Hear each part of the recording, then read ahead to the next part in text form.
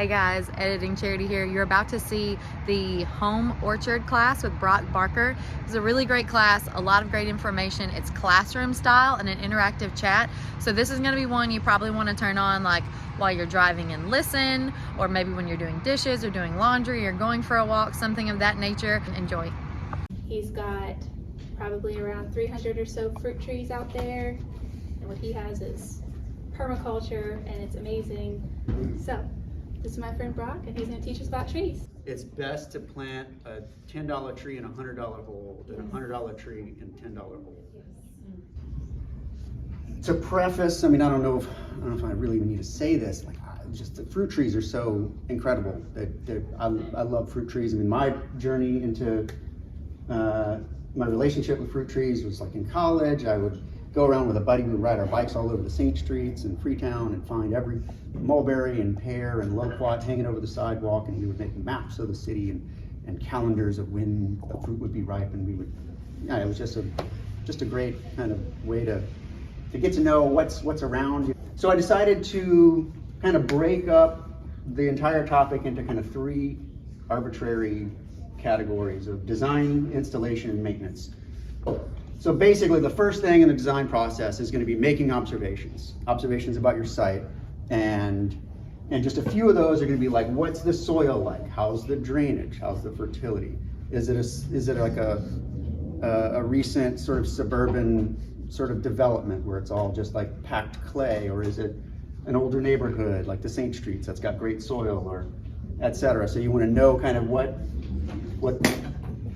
the soil like, what's the sun exposure like, what are your desires and preferences, because that, you know, in terms of like species selection, like what do you want to grow, because of course if you only have a small space, you really like kumquats or whatever. And anyway, so that's going to be in sort of like your design matrix, how much space, etc. And then you kind of take some of those aspects, and you're going to coordinate some of these observations with what the species that you're growing necessitates. So like here in Louisiana, as Stevie very well knows, the drainage is kind of one of the biggest things to do with what's the soil like in the site, how's the drainage, and is it going to support what you're even trying to grow. And a lot of us are. There's a huge there's a steep learning curve in all of this. You know, like anybody with a bit of experience, you hear that, you know, there's a high like attrition rate. There's a high failure rate, especially starting out. And so there's an impulse to get really excited and go buy $600 worth of trees and then go plant them all over the place. And you're basically putting the most energy into it when you've got the least amount of knowledge and experience. And so highly recommend that everybody kind of start slow, start with a few things that you know, like get some experience under your belt, and not go crazy. That's what I've done. I've killed lots of things just trying to, you know, there's this sort of kind of ratio of like expansion versus your time maintenance budget, and so you want to get those sort of things right. You don't want to plant more than you can maintain to start out. So access is another access sort of spacing is a big kind of beginner's mistake, in that people plant fruit trees too closely together. You have a small suburban lot and you try to cram too much in, and in a couple of years you're having some success, you can't get your mower by there, or you can't get your wheelbarrow through, or it's brushing up against the house, or it's brushing up against the neighbor's fence or whatever. And so you really want to make sure to allow for lots of spacing. You want to think about how you're going to maintain the space. So like when I'm thinking about design, one of the main things that I think about is like, how am I going to maintain the space? Am I going to be able to get my mower through here? How's the access? Can I get a wheelbarrow in there? Can I get a truck to it to shovel mulch and compost and this sort of thing? So species selection. So there's a whole lot to be said about this, and I don't want to get too far in the weeds, but there's an analogy that I really like to use when it comes to like trying to pick what you want to grow in the area, and it's sort of like I think of a game of basketball. So like if you're just learning how to play basketball, so we're all just learning how to plant fruit trees, and you're not going to start with a half-court shot. You're gonna go shoot a few layups, and you're gonna shoot a free throw or so. So basically, you're not gonna start out trying to grow avocados. A lot of people, that's a really common mistake that I hear. People are like, oh, I love mangoes, and I just want to try and grow mangoes. I'm like, it's really not happening in this climate. But anyway, so basically, in my slam dunks category, I've got loquats, mulberries, figs, persimmons, and pineapple guava. All these sound familiar? Maybe not the pineapple guava. Pineapple guava. Well, so pineapple guava is a really fantastic. It's a fruiting shrub that is native of Argentina, and its pollinator is a bird, and so it puts sugar into the flower petals to attract this bird to pollinate it, and then it makes a delicious edible fruit in October, when not a lot else is going on. I mean, it's a beautiful flower. It's a beautiful, delicious flower. It's an evergreen. It can provide some privacy. So that's another design consideration. Like if you're trying to like get privacy or block the wind or this sort of thing. So it's an evergreen. Not a lot of fruit trees are evergreen. But anyway, I have a lot of success and not so difficult with these 5 right here. But I think you have to have 2 now. That's right, and even in really close proximity, because they won't even, there's no insect to pollinate it, so they have to be growing, with their branches pretty well intertwined.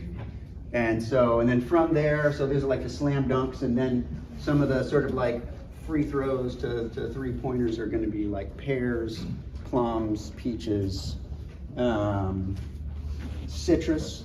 So I put citrus in sort of like a 3-pointer, like a little bit more difficult category.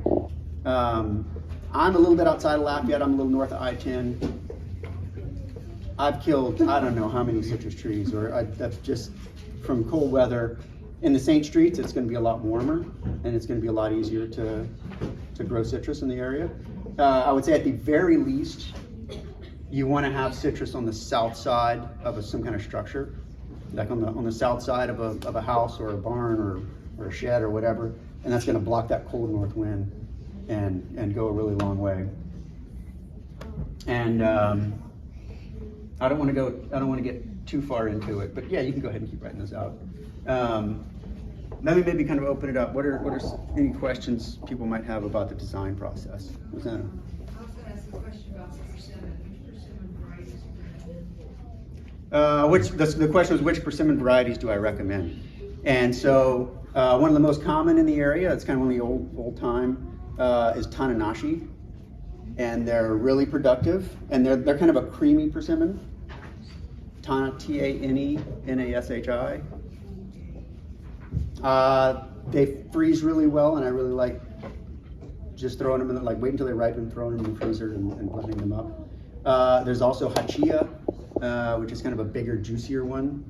And then I could go on, but that's kind of the 2. Well, there's also American persimmons, please.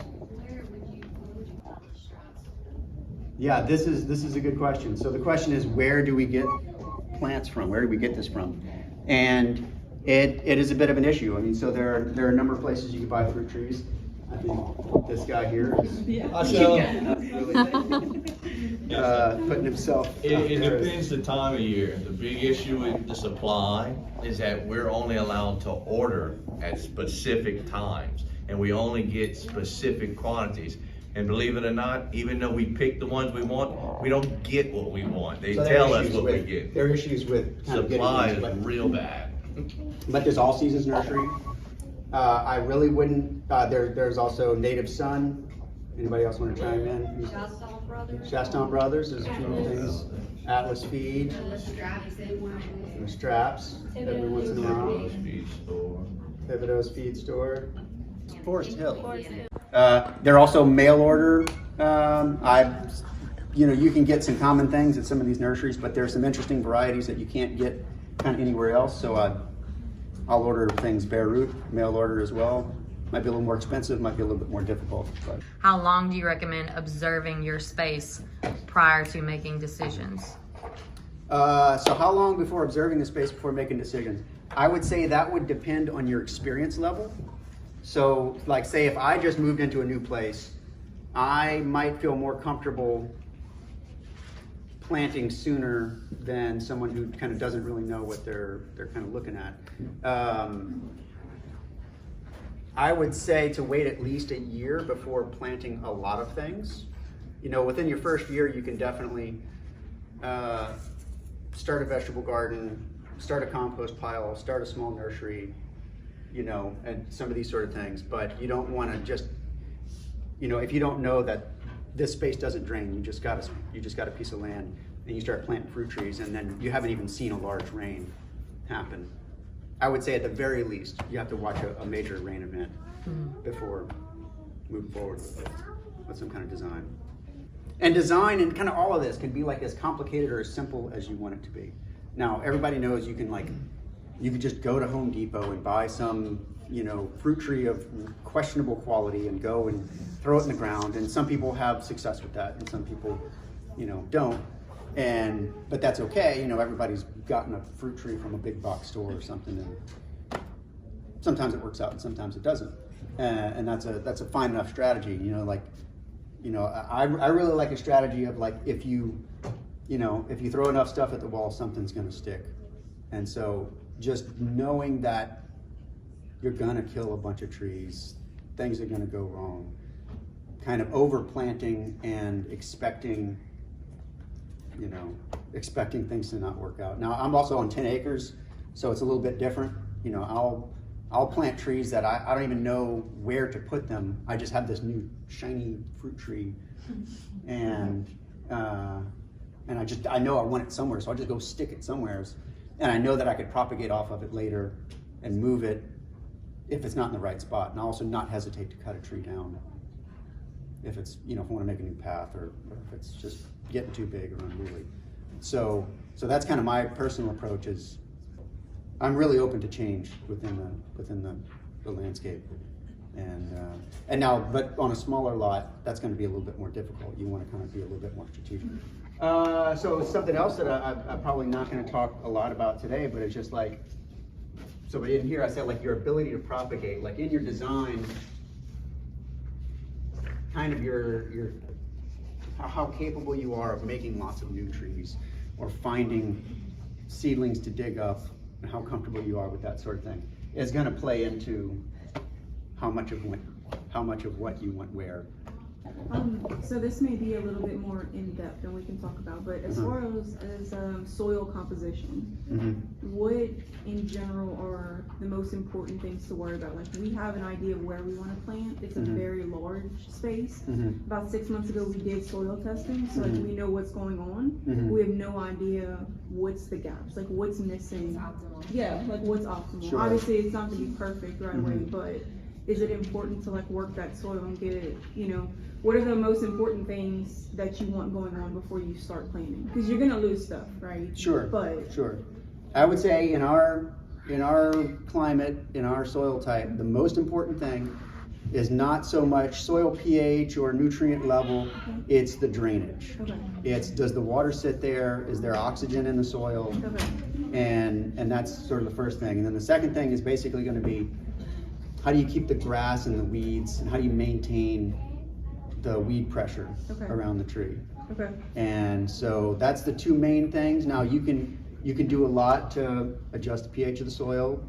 It's not that, I don't want to talk about complicated things, but by and large, our native soil here is quite suitable to grow most everything that we all want to grow. Now, I would shy away from like a large blueberry planting here in South Louisiana. And now there are areas around St. Francisville and on the North Shore, and the soil's a little more acidic and it does well. There are blueberry plantings around, don't get me wrong, like it's possible, you know, but if you're going with kind of what we've got, So by and large, just planting in a native soil and adding organic matter, adding compost, Okay. mulching them is the dramatic majority of my approach to, I don't really manipulate Okay. the soil texture or whatever very much. Yeah. Okay, moving right along. Do y'all want to know about varieties of peaches? Because Can we there's do like it her? Can we also mark like which ones need a buddy? Which ones Oh, need? yeah. Okay, Correct. good question. And like, do you plant singles? Like I've heard people say things like you need to plant 2 or 3 blueberries or 2 or 3 blackberries. Like, That's right. It's, Okay, it's overwhelming. Yeah, so the question is, who do I need multiples of? So that you get proper pollination. And so the term is pollinizer, like a pollinator is the insect that pollinates. Then the pollinizer is like the mate. It needs some other genetically compatible individual to even set fruit. And basically, the ones that do not need it are mulberries, figs, persimmons. Citrus can be self-fertile. What's your experience with apples? Do you have any? Okay, so what's my experience with apples? There's a few varieties and heard that. Okay, so and so the term is chill hours. How many? And it's like sort of like how cool does it get? How cold does it get in the winter? And that is going to help certain varieties to even flower at all. Like if you have a high chill variety of apples and it's a warm winter, it won't even flower. And so, but also the specific question is, what's my personal experience with apples? So I've planted, I don't know, a dozen to 15 or so apple trees. And the joke between my wife and myself is that if we have a dozen apples, we say it's a good apple year. So, hey. Maybe on his property it is. Yeah, I was gonna look. say, everybody's different, Uh-huh. It's just like the Anna apple. My thing with apples is, it ain't the ones you want. The ones you get are not the ones you really want. The Anna's gonna produce, the Dorset produce, I've never had much an issue with them. It's the fun varieties that everybody wants. The Molly Delicious, the Pink Ladies, the Granny Smith, the Fuji's. You're not getting the Honeycrisp. You can throw that one out the window. Yeah. Those you'll get every so often. Pears are similar enough, and there are plenty of pears that do really well in this climate. Unless you've got a bunch of layups that you've already thrown, and you're trying to just fill out your diversity, I'd say plant pears and don't worry about apples. That's me. It's too late, I already ordered them. My parents Do it. get too big for my space, so I'm going with it. We're gonna see what happens. Surely. Varieties for pears. Varieties for pears. Okay, so maybe you can help me out here. Some of my favorites are Moonglow. Moonglow. There's, I think it's pronounced Ayer. It's a Spanish way. Ayer. There's 20th Century. I think that's listed as an Asian persimmon, but that one's 20th Century is probably one of my most productive personally. Leconte or Leconte, Leconte. What was called ours pineapple pears. Pineapple is a good one. And the trees were always loaded. Pineapple, Southern Bartlett. That's probably kind of enough to keep most of us busy, but you want to add? Orient pear. Orient. That goes with the Loquat, so Uh-huh. thereafter, Okay. those are. There's a variety called a Purdue pear that's self-pollinating. Okay. I got a Purdue I've had for 7 years. It just produced for the first time. Okay, Asian pears. I've got a good handful of Asian pears. I basically wouldn't recommend them. I think they're pretty marginal and they're just not that productive for me. Okay, let's move on towards installation. So does anybody have any more specific questions? What's your favorite fig? What's my favorite fig? Thank you, Stevie. My favorite fig is Improved Celeste or O'Rourke. You're going Ellis. LSU purple. Okay, yeah. So with figs, your options are kind of between open eye and closed eye, and I'm sure a lot of us have seen figs after a rain where they burst and all the figs on the tree just kind of burst and rot. And those are like basically open eye varieties. And they're often like larger and sweeter and a little more delicious, but they're susceptible to the bursting. And then an improved Celeste is like a semi-open eye sort of thing if we get a lot of rain. But they're super productive and super delicious. And then next to that, I would say LSU Purple. So LSU Purple is a very tight closed eye fig. It's also got a fall crop. That's a little lower quality, but it's, you know, Good for baking though. figs in the fall. Pigs lose their leaves and stuff in the winter? They do. Yes. Okay, because I panicked buying. Uh-huh. They experience quite a bit of what I call reproductive exhaust as well. After a heavy sort of season of making fruit, they just look like death. Yeah, they have expended a lot of energy, and yeah, they look good. Shea is also known as Chinese mulberry. Okay. It's a relative of the Osage orange. It's a member of the mulberry family. There's a pretty big one at the Ira Nelson Horticulture Center. They're ripe in September. Has anybody heard of Goumi? My grandmother had a Goumi in their backyard. It produces fruit? It produces fruit. Yeah. What do they look like? They're red, and they're maybe like twice the size of a pea, and they're quite gelatinous and high in lycopene, and they're fruiting when a lot of other very delicious things are fruiting. And so with that, I'm like, take it or leave it. That's not wild cherry. That's not wild cherry. Okay, so moving right along to installation. So basically, all right, we've got our design. We know kind of what type of tree we want to put where. Maybe we've even acquired it already. And so the first thing basically is timing. So talking about like when to plant. And I would say basically you can plant at any time of year. Now, like the optimum, the best time to do it is say like October. That's like the LSU Ag kind of by the book. October is the best time to plant fruit trees. Got a question? And now that's because sort of like if you think about in the springtime, you've got a lot of leaf growth going on, a lot of above ground growth. Well, it's kind of the opposite in the fall. Trees are doing it's like spring underground. They're putting a lot of roots down and establishing themselves.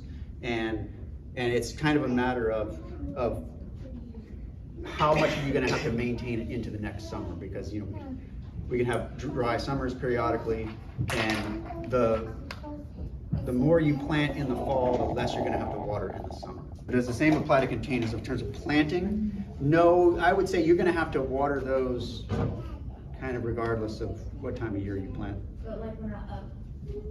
When you bump them up? Constantly, Yeah, I would say just bump them up when they need it.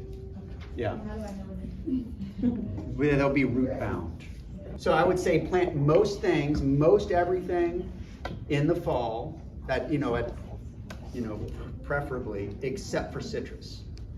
Like, it is a blunder to go buy $200 worth of citrus trees in October and then plant them, and then we have a hard frost a month or two later, and you just put that energy into. So I say plant citrus kind of now, kind of once the threat of frost has passed, and that way, if there is a heavy frost the next winter, at least they have 1 year of a little bit of sort of increase in size. When your citrus dies from a hard freeze, what do you recommend? Like right after. Like, do you cut it? Do you wait? How long do you wait? How do you know it's dead? How do you know it's dead? The textbook of like how do you know if the citrus tree is dead after hard frost is you kind of go back to where you could see dead tissue, and you go, if you scratch a couple inches below that, you see some green, there's a chance. Do you cut off the dead tissue? Textbook, you go a couple inches back and cut it. Above the ground? I guess Always above the ground. The dead part, above the live part, or? Below, yeah, I cut a little bit of the alive part off, if you can spare it. Now, I think it's, while it's still cold, like while it's still. I would say before it really starts to push new growth in the spring. So like the textbook time to prune, which, we'll get that maintenance, is about now, sort of like late winter, late January through February. So if it froze in like November, December, you still wait until now to cut it back? Does the dead part protect Yeah, it? no, I mean, I don't think the dead part protects it. Now, maybe somebody's got some better information. So pruning, like he says, you prune about January because you picked all your fruit by then off the tree, and that's the quickest time that you can get in there because flowering is starting, depending on the weather patterns, from now to early March. To know the dead, like he's saying, to go in and scratch, well, it depends more so how old the tree is too. Bigger trunks, that scratching doesn't work as well and stuff, because the bark's just a lot thicker than you think, and you don't really want to go in there and start gouging. You'll see the biggest thing that I identify whenever I go and clean them up is right about now, from the freeze we just had, so that period of time, you'll see the actual dead stuff even start to turn a little blackish and have little black spots and stuff. That for sure, you'll know it's dead right then and there. And as he said, to go back to cut it 2 inches or so below that. You'll notice at first on some of your trees when you go look that you'll see it's brown. Brown doesn't necessarily mean that it's dead. It does have a chance to push up a little bit through it. But on younger trees, the green is really easy to identify because it hasn't had a chance to harden. All your citrus trees that you buy in that year that you're going to buy them have never been outside perfect temperatures and stuff. So they have no cold tolerances to that first freeze and everything. But to clean them up, yeah, now's the time that you want to go in there and, you know, as we get later into February, just keep an easy eye to see if it's got a bloom and you cut that branch, obviously you're not getting fruit. So just keep that in mind. When you say prune, Brock, do we just like cut straight across, cut at an angle? Does it matter how you prune? It's a deep rabbit hole. Just No, it's generally a little bit at an angle, especially in larger branches. So like if you have a branch that's coming straight up and you hit it flat, basically water will settle on that flat portion and it can cause some more fungal issues. And so slight angle, especially in that kind of context, is a good approach. There are also means of sort of like looking at the bud, the direction of that the bud is facing, that you're pruning above, because the bud at the very top is going to get the most energy and push a lot of growth. And so you can kind of manipulate the direction that branch is going to grow by looking at the direction of the bud that you're pruning above. There's another question over here. Yes, sir. I pruned this week, and normally I do look for the dead that when it turns black. Mm-hmm. Normally I just walk my trees and I'll just bend them down. And if they touch, they're good. I just walk on. That's a means of like it's pliable and But is that too soon, or no? I shouldn't trust that method. I would trust your own observations in the whole thing. So like I went to school for a lot of things and I've read a lot of books and I've really come more to trusting my own observations and having conversations with other people. So I'm not going to knock a method that if it's working for you, then that's fine. So pruning is a big topic, and it's one that I honestly really don't know a whole lot about. I've got so many trees, I really can't put a whole lot of time into pruning everything. I have a very laissez-faire, if it does, it does kind of thing. I just keep planting more. Yeah. Okay, so basically, when planting a fruit tree, there's many different kind of methods out there as there are people. And kind of the textbook thing to do is, so you buy a fruit tree. Here we go. So you buy a fruit tree. Let's just imagine this is in a container also, and the container's up to about here. Basically, in most instances, you really don't want to like violate that kind of root to stem transition space. If you kind of bury that, this is going to make some kind of weaker roots potentially, called adventitious roots. It can, you get fungal issues. It can just rot. You kind of want to keep the roots in the ground in the top part of the crown or whatever up and out of the soil. So you basically, you never want to plant right here. If anything, you pick it up just a little bit. So somebody had a saying earlier. I've heard the saying of like, it's best to plant a $10 tree in a $100 hole than a $100 tree in a $10 hole. So you've only got one chance to plant a tree correctly. And so it's a good idea to put more energy into doing it right the first time, because you got no other chance. Okay, so the textbook thing to do is like, if you have if the container is this, if this is the container, oh wow, great. If this is the container, you want to plant about 3 times as wide. You want to dig your hole about 3 times as wide as the container, and only as deep. Okay, so we excavate out our native soil, and I like to put a little pile of soil. I like to, when I dig a hole, I like to make one little pile. You know, if you have kids helping out, it's gonna go everywhere, and you gotta kind of get it all back together.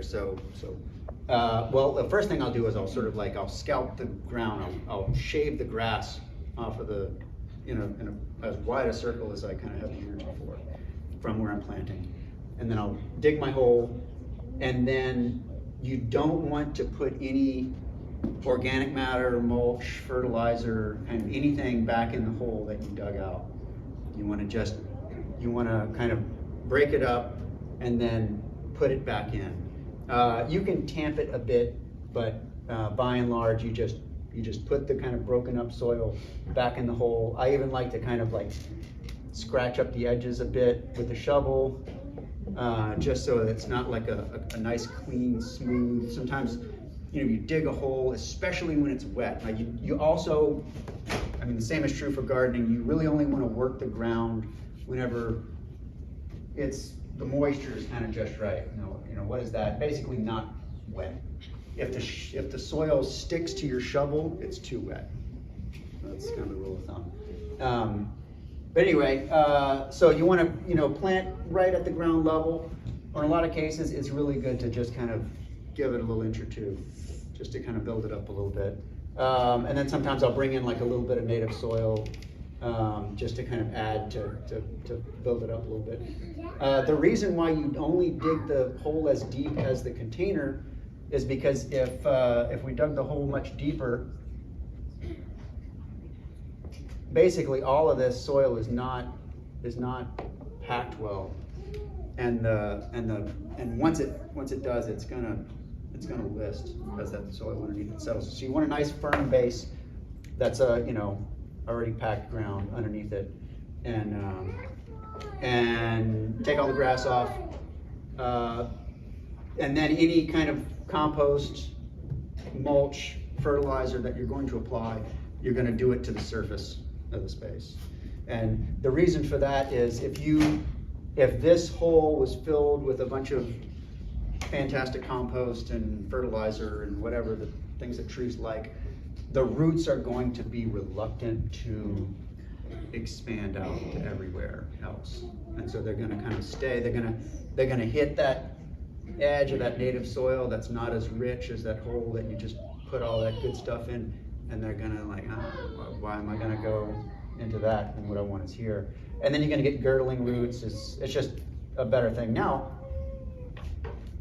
I've basically broken that rule intentionally. I'm like, let's see what happens when I dig a big hole and put a bunch of compost in there. And honestly, it's been all right. So, but it's only been like 4 or 5 years. So, so like short term, if you're just like anxious and you want to grow a big fig tree or something, and I don't know, you got a big pile of compost. Figs are amazing. They can put on like 6 feet of growth in a year. You just want to like see that happen, and it might cause issues down the road, but it might be really exciting in the short term. So that's kind of your call. Irrigation.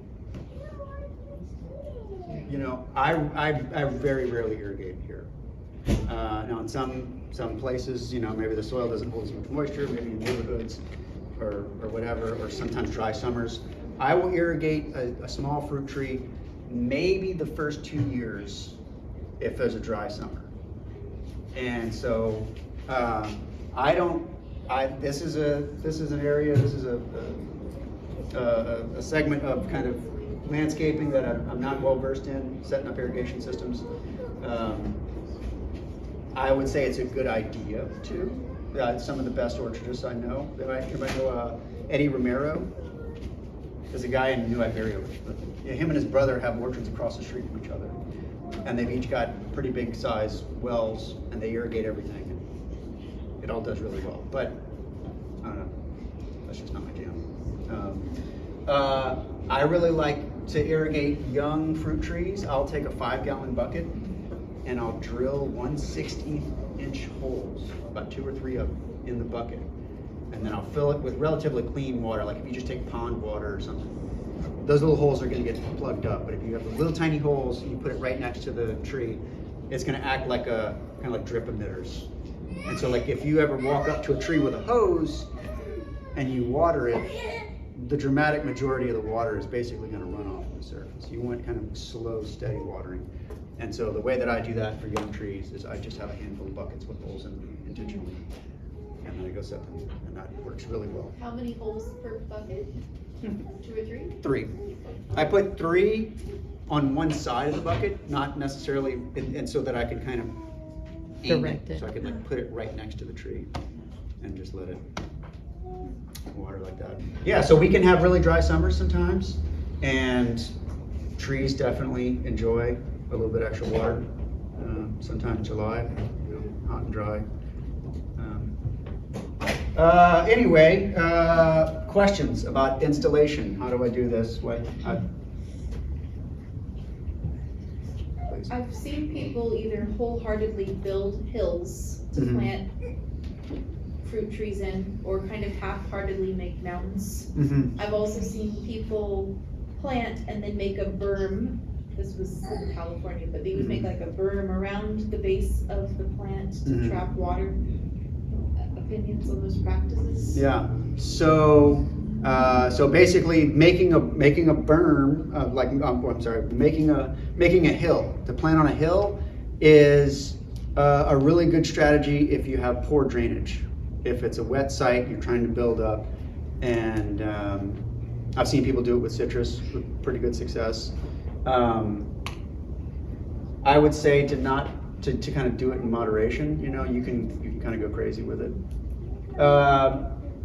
You know, try it. How much of a hill would you need to be successful? Like a foot high and 3 feet across? I mean, I think a foot would actually be quite a bit. Yeah. You know, so you're really just a few inches, 6 inches, kind of max. But I would say the wider the better. Same thing with the saying of the, you know, $10 tree and $100 hole. So the larger an area that you can provide that, you know, optimum condition, the better, I would say. And then on the other side of that, seeing a practice of like making a berm, kind of like making a ring of soil that's built up a little bit around a tree in California. Now that's basically to hold the moisture in place. So like if you water, you're gonna have a lot of runoff, and that berm is gonna keep the water there soaking in right around the root system of that tree. And so it might be a kind of useful strategy whenever a tree's young, like I'll do that sort of thing just because I'll just dump buckets of water on a tree and I'm like, let me get a little bit of dirt to kind of keep it from running off. But nothing too high, nothing too crazy. Not so much a necessary strategy in our climate. And that's all dependent on your area, right? Like I have areas of my yard that hold a good bit of water and I have areas that hold none. Mm-hmm. So you may need different strategies based on where you put it, not necessarily just it's this area. Absolutely. And another thing about sort of like when you're installing, we're gonna kind of bleed into maintenance here, is one of the most important time frames of like getting a successful fruit tree up and running is gonna be like that kind of like 0 to 3 year time period. And obviously they're the smallest, they're most susceptible to frost. You know, and I would say one of the number one killers of fruit trees and young trees kind of all over is a weed eater, especially like a teenager with a weed eater. And so like I don't let anybody use a weed eater at my space except for myself. That's one of the first things Brock did when he came to my house for the first time, went and looked at the base of my trees, and it was like, Jeff, I see you've been at these trees with the weed eater. Well, you might have asked me why aren't these trees doing well? Maybe I did, You know. yeah. I didn't mean to say you were snooping around with the base of my tree. I'm snooping around the base of my tree. So one thing that I do, like if I'm doing a landscaping job or kind of in a space where I know that whoever's maintaining it is not going to be as sort of skillful with the weed eater, is I'll take, there's a corrugated sort of like drainage pipe. People will use it like kind of underground, or this is like black flexible, maybe about 2 or 3 inch kind of pipe, and I'll cut that into, you know, a foot or so section. I'll cut a slit, I'll cut a vertical slit in it and then wrap it around the base of the tree. And then this serves to protect the very sensitive small young trees from the damaging effects of mowers hitting it into them, weed eaters hitting them, you know, whatever that might happen. Please. Mulching, are you mulching all the way to the tree? Or are you Good leaving question. some space, because everybody around here says something different about every single tree. Okay. Okay, so do you mulch all the way up to the tree? Okay, so here we got our tree. I would say to mulch to like just a couple inches, you know. Don't, you know, there's a term called volcano mulching. It's sort of a pejorative. It's like that's a bad thing. Don't do that to your trees. But even though I don't do the volcano mulching, you've seen my trees over time, just because the grass and the weeds grow on top of that mulch, unless you mulch several times a year, which I don't, can't. Then the weeds kind of grow up, and then the next time you put mulch, then the weeds kind of, and then it just happens. And now I have a mound around the base of my trees, and they're okay, but it just happens. Yeah, so we get so much sun and rain, and you put a bunch of fertility in any spot, it's the candy store for grass and weeds. So wherever Ants grow yeah, up in. they love it. So this is 90% of what it is to have fruit trees. Now you got to successfully get through this part of the process, but keeping the grass away from the base of a tree is a huge deal. Please, sir. Do you have any experience putting your cardboard down before mulch? Like, kind of like some of the no-till gardeners do to keep your weeds from growing through that? A bit, but I would say my preferred strategy is I'll take a hoe and I will scrape the grass from the surface of the space where I'm planting, and then plant into it. So grass is going to crawl in there and come up from beneath as time goes on, but that cardboard is really only going to last a couple of months. And it's really like getting the trees up to a couple of 3 or 4 years old, where you can, you know, like the mulch. Another thing about mulch is that, I mean, it holds moisture in the soil, it releases nutrients, it does lots of really good things, but it can also keep you from passing your mower right up close to it, or like kind of getting your weed eater right on there. And it's kind of a delicate balance of mulching, or you know, a lot of times you have to get in there and hand weed, or just kind of get in there and just claw the grass back from around the base of the tree. And I mean, I find that a lot of plants aren't really that competitive with tree, like a lot of little herbaceous weeds are kind of fine, but grass, it's the grass. It's always the grass. Grass is like, there's like, the term is like allelopathic. They're like squirting chemicals in the ground that tell other plants to not grow. And so it's not only like competition for water and nutrients, it's also like chemical signals saying like, this is my space, please die. So you want to keep the grass away from your trees So as best as possible. what would be the measurement of like the perimeter around the tree, like a foot around, like for keeping the grass back? Okay, so for instance, when I first plant a fruit tree, or when I first plant any tree, I'll probably scrape a circle, if I got enough time, 5 or 6 feet around, 5 across diameter. And so that's, 3 feet or so on either side, knowing that it's coming, like it's gonna happen.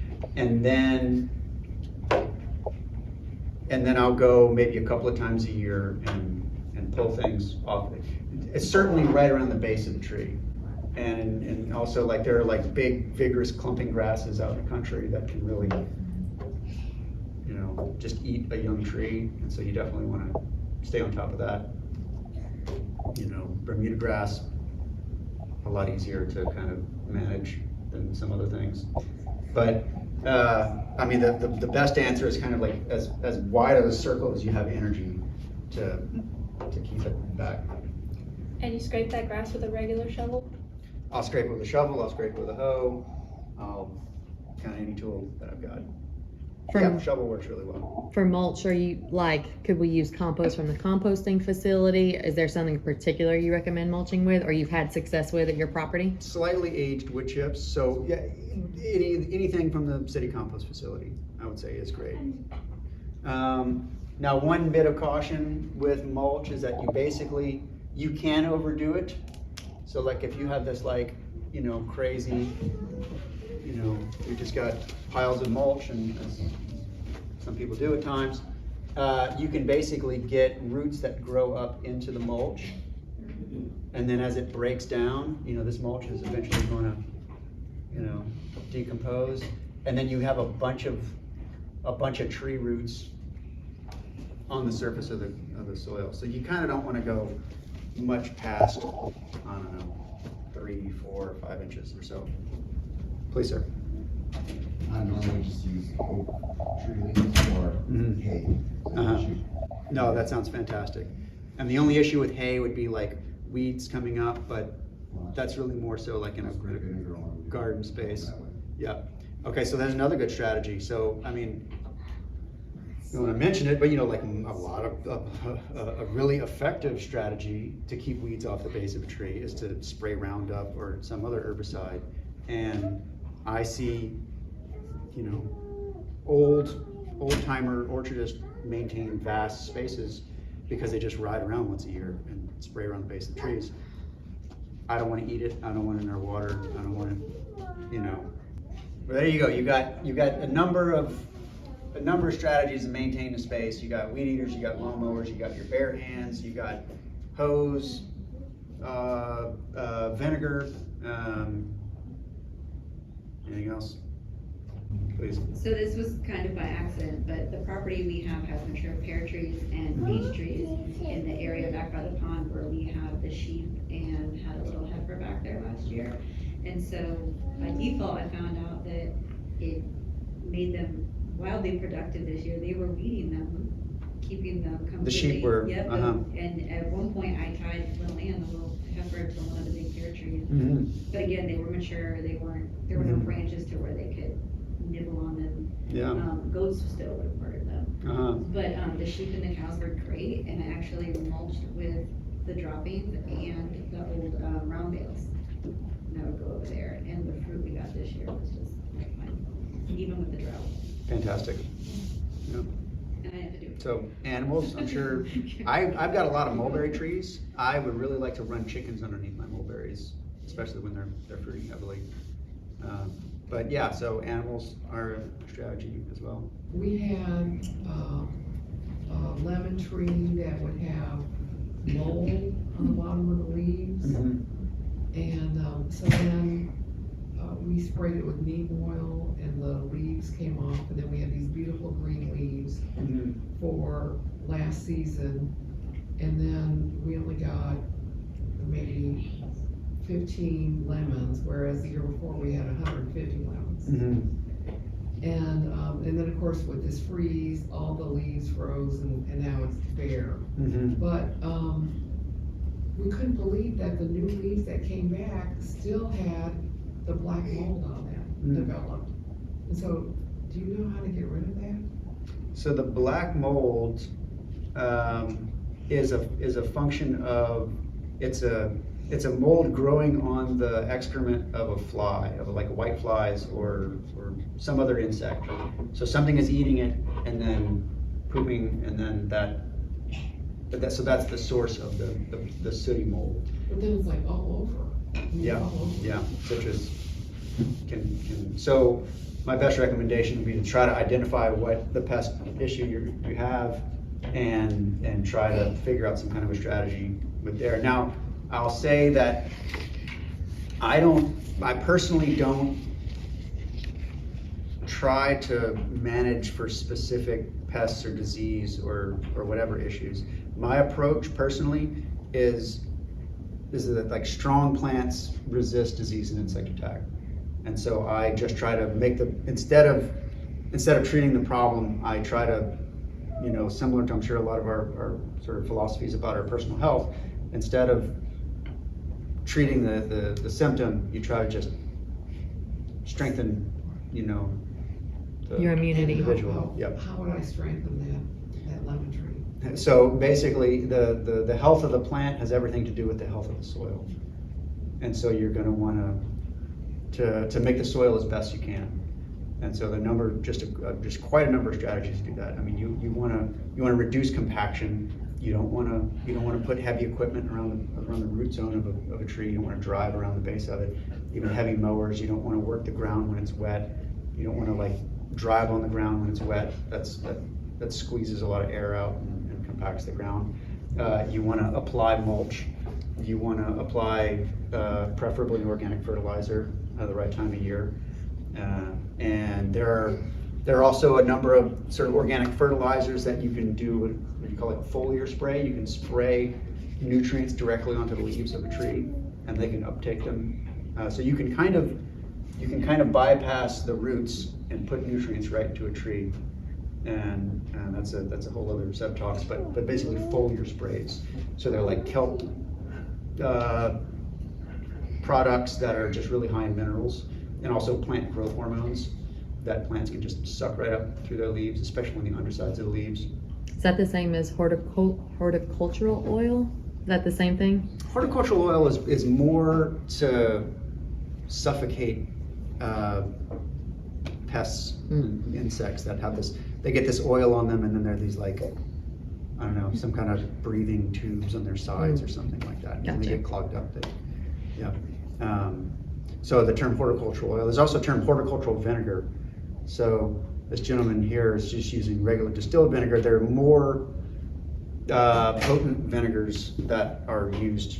They're probably a bit more expensive, but there's a company in New Iberia that makes it out of some kind of sugarcane byproduct that you can get a lot of it for really cheap On that locally. note of helping the tree just to be healthier in general, I had a camellia that was having a similar issue, and I took a little bit of Dawn and put it in some water, and because I thought it's dying anyway, what else I have to lose? And I literally cleaned the leaves, and it just bounced back because I had to get rid of the mold, whatever was growing on it. So I just cleaned it all off to give it the best chance it could get, to get fresh air, sun, whatever. And it helps, so maybe something like that. Yeah, absolutely. And the Dawn, and there are a lot of soaps that act as insecticides as well. And there are a lot of relatively simple solutions. It just kind of depends on how much time, energy, how much you love the tree, how much you're willing to put into it. So, okay, so the mossy looking stuff that grows on the branches of trees, do we leave it? Do we kill it? Is it a problem? So the lichen is basically, it's not a parasite in any way. It is a symptom of a slow growing tree. So as trees grow, they expand and they slough off their bark, and whatever lichen is on them will kind of get knocked off. And so it's not a cause of an issue, it's a symptom. And so there's no real need to scrub it off, or some people will spray copper or these some toxic things on there to try to get rid of it. And so just see it as a cry for help kind of thing on the tree. Please. As far as fertilization, is it just general fertilizing at X time of year, or do different trees require different times of the year to fertilize? So from a very, very like simple base Yes. level, the best thing that I've kind of learned was that you fertilize a tree when it's growing. Okay, And so you're basically gonna wanna fertilize through the spring and summer, okay, but then you're gonna wanna stop about August, Okay, because you that makes don't sense. want your trees to be putting on a lot of growth going into the fall and winter, because, you know, you see that tender green new vegetative growth, that is susceptible to damage from frost, and you want that to basically stop and harden off before the winter. And Thank so it's and you know, like fertilization, I don't like to put a whole lot of energy into it. Like sometimes I'll go get a pickup truckload of crawfish shells from a processor, and I'll just in the spring I'll just like spread crawfish shells around the base of all my trees, and that's it. And you or know, like could I move my rabbit manure around the trees and just call it a day? absolutely, Okay. absolutely. So, and I, you know, like it's just going to be really subjective and to what you want to do and who do you like the most in your yard kind of thing. So like I really like spoiling individuals, and I'll play around with like how much fertilizer is too much, and I'll just see somebody, I'll take a banana tree or something and just like, how much can you handle? And sometimes it's a lot, and they react really impressively. Okay. And then sometimes it's too much. And, you know, so you play with how much is too much, Okay. and see what you can make a plant do. Cool. Yeah. So if you had a small suburban backyard and you only got to pick 2 things to grow, what would the 2 Me. tried and true? Yes, Ooh. easy for a beginner. I mean, to those who know me well, I'm a real big fan of the mulberry. Mhm. And so I would probably have a Silk Hope mulberry. There's a variety that that has a much longer fruiting season. What was And it? Silk Hope. In my opinion, they taste way better than a strawberry, and they're super abundant. And then what? I mean, maybe a fig. Oh no, it'd be a persimmon. Yeah, mulberry and persimmon. Yeah. Are those both easy to propagate? What would be the most easy to propagate for a beginner? Probably a mulberry. Fig is easy to propagate. Loquat is really easy to propagate. Yeah, those like they don't require any grafting, and they're pretty fast growers, readily available. I like to do this thing I call passive nurserying, where I'll take a bunch of loquat seeds. Loquat is Japanese plum, another name for them. I'll get a bunch of fruit from a big tree that I know of in the city or from my place, or just rake up a bunch of rotten fruit underneath the big tree, and then I'll go and I'll just like broadcast them around the edges of my place. And so loquat self-seeds pretty readily, and so now I've just got many 50 trees. plus, Mm-hmm. yeah, just kind of coming up all over the place. And so I can move them to where I want from there, or I could just let them grow, or I could kind of clear around them. Mulberry also, kind of as Jeff mentioned earlier, mulberry self-seeds readily. They're just kind of mulberry volunteers, mulberry seedlings kind of all over town. If you know where to look and kind of know what they look like, you can find kind of all the mulberries you want. I've got many popping up around my place. Are those like the wild blackberries? Those are the wild blackberries on trees. Right. Yep. Got any suggestions for the street corners to find them? The street corners. Yeah. So basically, rougher neighborhoods that are less maintained have a lot more mulberry. How would you transplant a loquat? Like, do you just dig it up? Like, Yeah, they come up pretty easily. I would say without killing it, I guess. without killing it. It's timing is important. It can be. What's the best time to? The best time would be like October, November. you know, whenever things are hot and dry, that's just more stress on plants. And then I also, when I dig up a plant, I basically, there's this term called like the root to shoot ratio, that this plant has just this amount of roots to support this amount of shoots. And then once you dig a plant up, it loses a lot of roots. Even if you're really diligent, it's gonna lose a lot of little feeder roots, and it's just a stressful event.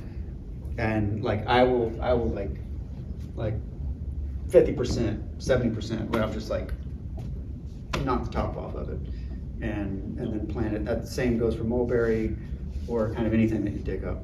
Do you chop it before you transplant it or after? No, after, yeah. But all those leaves are like quite a liability. They're evaporating lots of moisture. A lot of moisture is coming out of the plant, and so you just knock the top off of it, and it'll resprout. And please. I have a question about varieties. Are there any fruit trees that do well with wet feet in soil with poor drainage? Are there any fruit trees that do well in soil with poor drainage? Mulberries do. Mulberries do fine enough to an extent. Pears fare better than a lot of other trees in wetter soil. Persimmons to an extent as well. Persimmons can do well in relatively wetter soil. And that's kind of the best I got. I mean, figs can tolerate it to an extent, but they don't like it. I mean, nobody really likes it. But I read that mayhaws not one of those. mayhaw, definitely. Yeah, mayhaw can grow in standing water. But probably similarly don't really like it that much. Now, I put mayhaw kind of in my three-pointer category. I've got a handful of them. They've never really been that productive. I've seen people with really productive mayhaws. It definitely happens in the area. But there's like a fungal issue with mayhaws that's making them a little more difficult. I don't know, you have any words of wisdom? What fruit trees that can tolerate wet Yeah, soil? I'm opposite with you on pears. Pears develop fire blight when in the wintertime if they're left with wet feet and stuff, and you'll lose your whole tree. And but mulberries, mayhaws, that's all. And loquats, you know, we look at them as great fruit trees. The reality is they're weeds. They're the trees that grow up along the rivers. Everywhere you go, if you drive down, if you know what you're looking for, you'll see red berries, you'll see the loquats growing, and like I said, mulberry. You know, it's just an old school. That's why they're so great around here. But wet feet, in reality, you don't want your fruit trees in wet feet at all. In my opinion, there's just too many diseases that come from that. You want to be in control of when it gets water, if you have the ability to control it a lot better and stuff. Like I said, fire blight's a bad one because if you plant an apple, you know, you can get it on your apples, and they'll jump from your pear trees, from each tree to each tree. I've had it go from there to the apples in my nursery and stuff. My first year playing around and learning the hard way not to water too much. Pawpaws to some extent. I typically really wouldn't say that, but I've seen there's a trail at Chico Arboretum called the Pawpaw Trail, and I've seen pawpaws growing in standing water on the trail.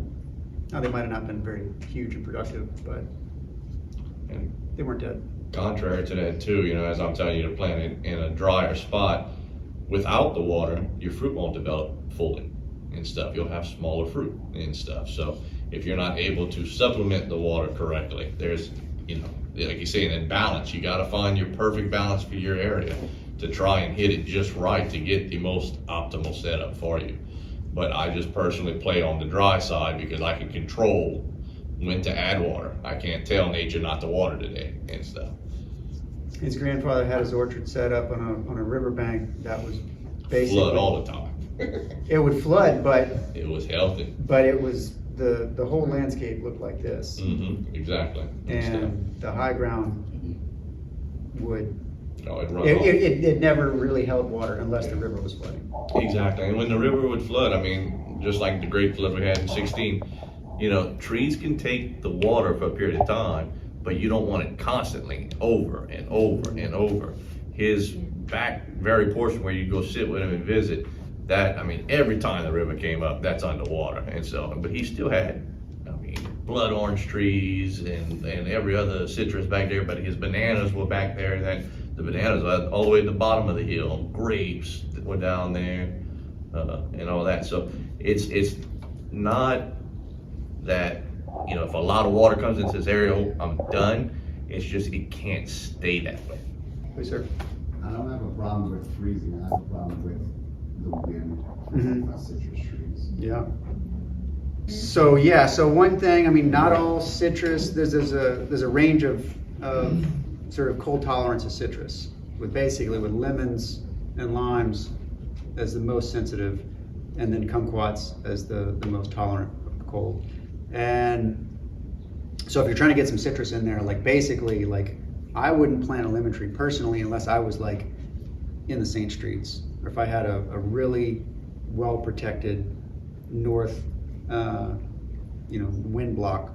I grew up in Point Coupee Parish around New Roads, and I'd seen somebody basically take a bunch of corrugated roofing metal and make a 3-sided That's what I thought about. 10-foot structure.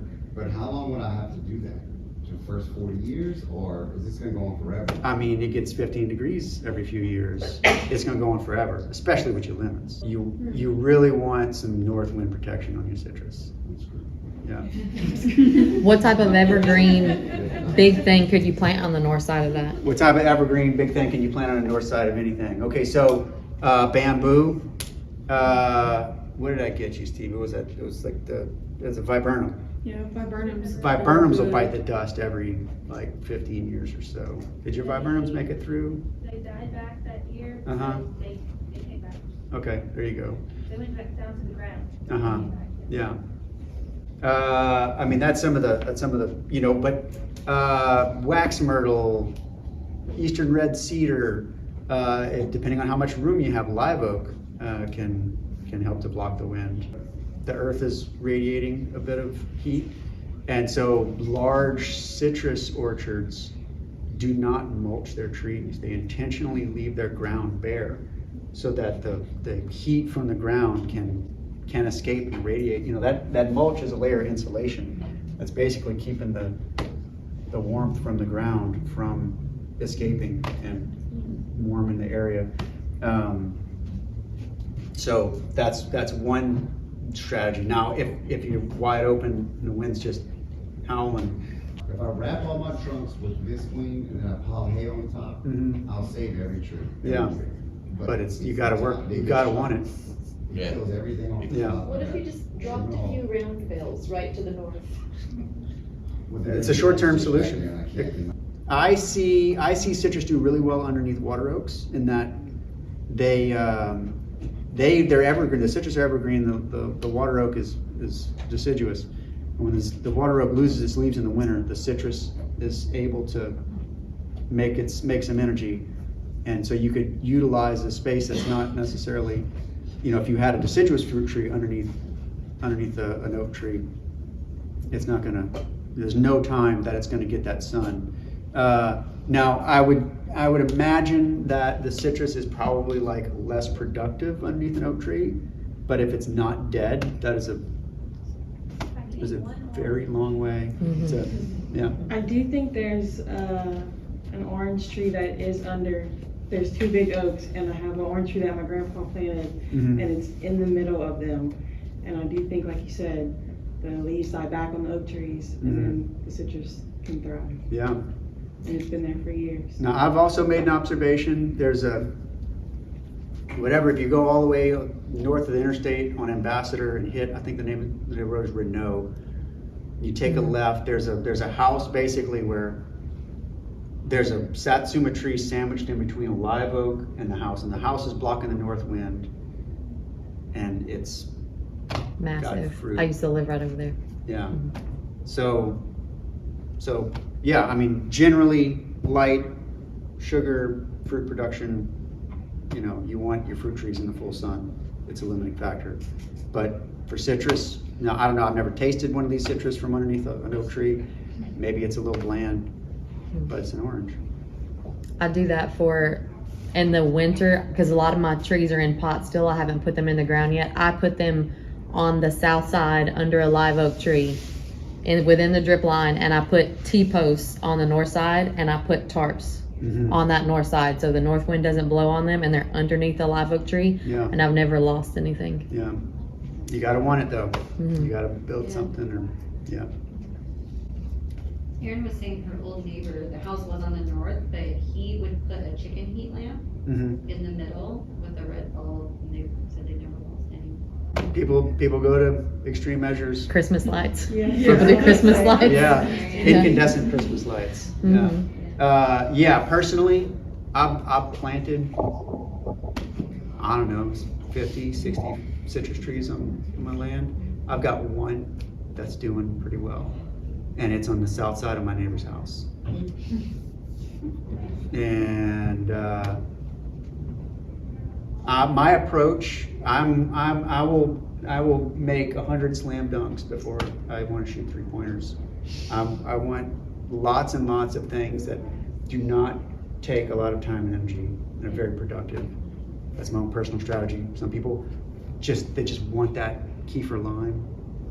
They want to make tom kha or whatever, they want to cook Thai food or whatever. They want to, they want that lemon tree.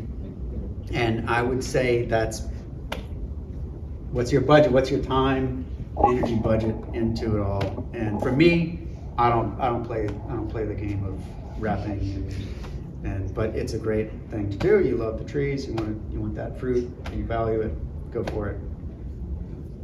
Like my slam dunks, like the absolute easiest are gonna be loquats, mulberries, figs, and persimmons. And I also put pineapple guava in that category. But they're a little lesser known, and You need to. and you need to, yeah. But they grow really well. They grow pretty easily. They really need to be in full sun, I would say. Okay. And, And then how about your free throws? my free throws, For that. I'm gonna say pears, muscadine, jujube, blackberries. Not citrus? It depends. I mean, kind of the answer to every question is it depends. Are you If you live in the a- St. Streets. Are you in the St. Streets? Are you, do you have a 20-foot brick wall that holds heat? That you can plant on the south side of? Then it's maybe a free throw, or in New Orleans. But for me, it's like a half-court shot, basically.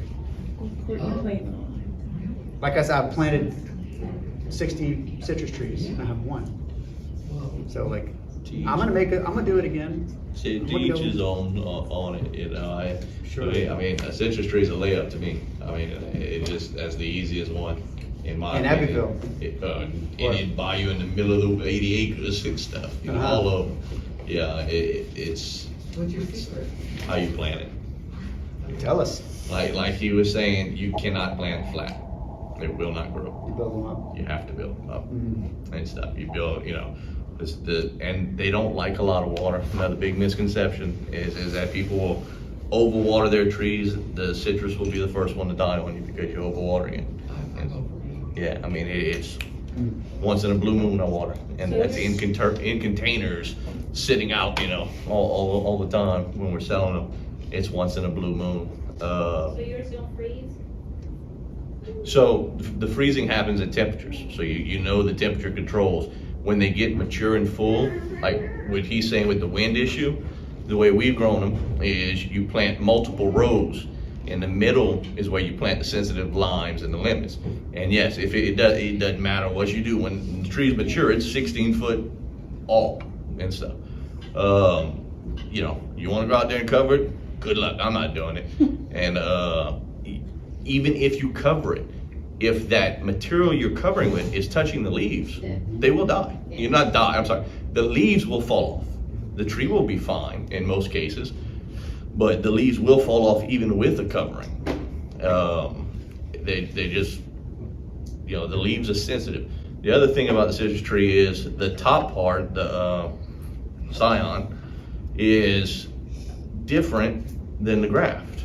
The graft is more cold tolerant than the top parts. That's why you think your tree's dead, but then you get that ugly little thorny spike come out of it and stuff. And so the tree technically isn't dead. The plant that you wanted is dead, but you could always play back with, you have multiple trees, that new spike shoot comes up, graft you a new citrus to it. Do a cool little bud graft real fast on it. Like, it's best to plant a $10 tree in a $100 hole than a $100 tree in a $10 hole.